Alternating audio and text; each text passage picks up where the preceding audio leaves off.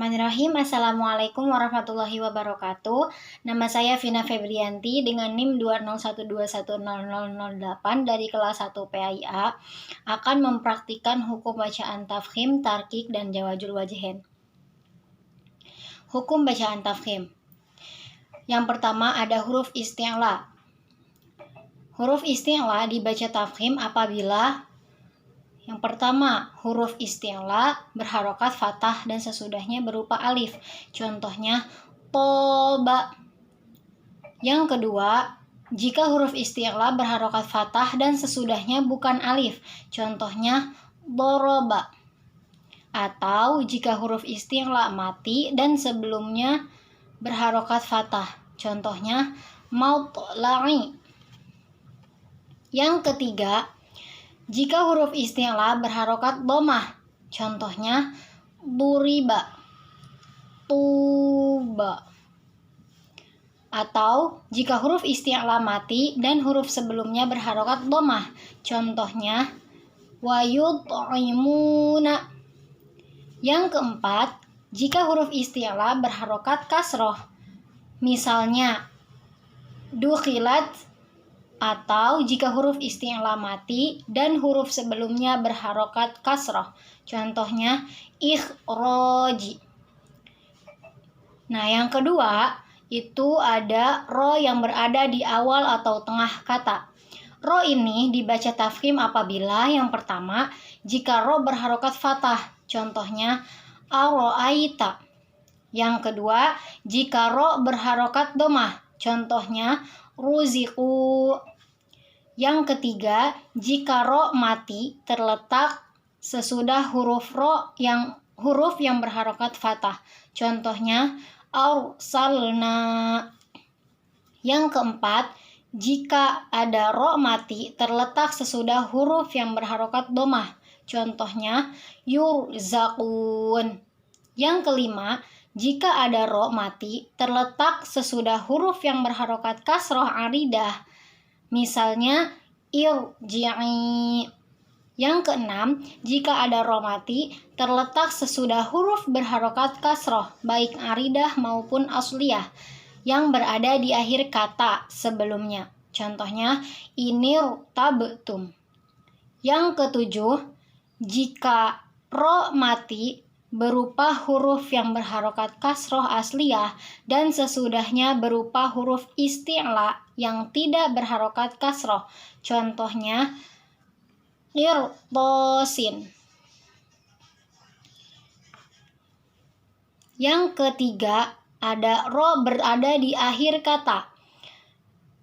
Yang pertama, jika ro mati baik asliyah maupun aridah terletak sesudah huruf yang berharokat fathah. Contohnya wal qamara. Yang kedua, jika ro mati sesudah alif, contohnya nar. Yang ketiga, jika ro mati sesudah huruf yang berharokat dhammah, contohnya wa'mur.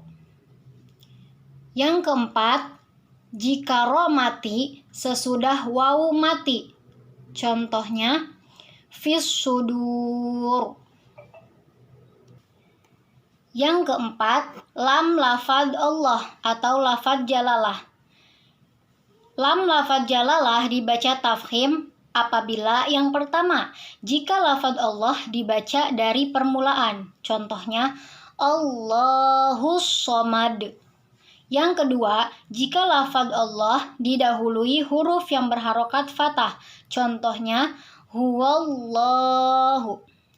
Yang ketiga, jika lafadz Allah didahului huruf yang berharokat dhammah, contohnya rasulullahi. Yang kelima ada alif. Alif dibaca tafkhim apabila yang pertama, jika alif terletak sesudah huruf isti'la, contohnya qola. Yang kedua, jika alif terletak sesudah lam lafadz jalalah yang tidak didahului oleh huruf berharokat kasroh, contohnya yuridullahu. Yang ketiga, jika alif terletak sesudah ro, yang tidak dibaca al-imalah. Contohnya, walau taro. Nah, sekarang hukum bacaan tarkik. Yang pertama ada huruf istifal. Huruf istifal adalah huruf hijaiyah selain huruf isti'la. Yang kedua ada ro yang berada di awal atau di tengah kata. Ro ini dibaca tarkik apabila yang pertama, jika ro berharokat kasroh. Contohnya, rijalan min amrina. Yang kedua, jika sebelum ro mati berupa huruf yang berharokat kasroh asliyah yang terletak di dalam satu kata. Dan sesudahnya bukan huruf isti'la. Contohnya, fir'auna. Yang ketiga, ada ro yang berada di akhir kata. Ro ini dibaca tarkik apabila yang pertama, jika ro mati, baik asli maupun aridi, sesudah huruf berharokat kasroh. Contohnya, muzakkir, udiro, yang diwakofkan. Atau antara keduanya dipisah huruf sohih mati, yang bukan isti'la. Contohnya, wala bikr. Yang kedua, jika ro mati, aridi atau tidak asli sesudah ya mati. Contohnya basir. Yang keempat ada lam lafaz jalalah. Lam lafaz jalalah dibaca tarkik apabila sebelum lafaz jalalah didahului huruf yang berharokat kasroh. Contohnya wa may yattaqillah. Yang kelima ada alif. Alif dibaca tarkik apabila alif tidak terletak sesudah huruf isti'la atau tidak terletak sesudah lam lafaz jalalah. Contohnya la raiba fih. Nah, selanjutnya ada hukum bacaan tafkhim atau tarkik atau biasa disebut dengan jawazul wajhain. Yang pertama, ro di tengah kata. Ro di tengah kata dibaca jawazul wajhain apabila sebelum ro mati berupa huruf yang berharokat kasroh asliyah dan sesudahnya berupa huruf isti'la yang berharokat kasroh.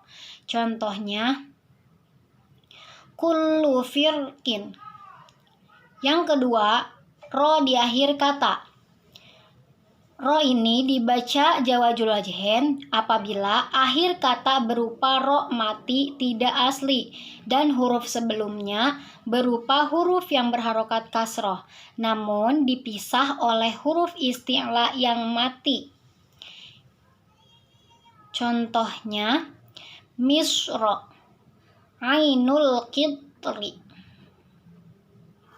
Yang ketiga, dalam Quran surat Al-Fajr, yaitu idza yasr. Yang kedua, dimanapun berada dalam Al-Quran, an asr, fa asr, wan nuzur.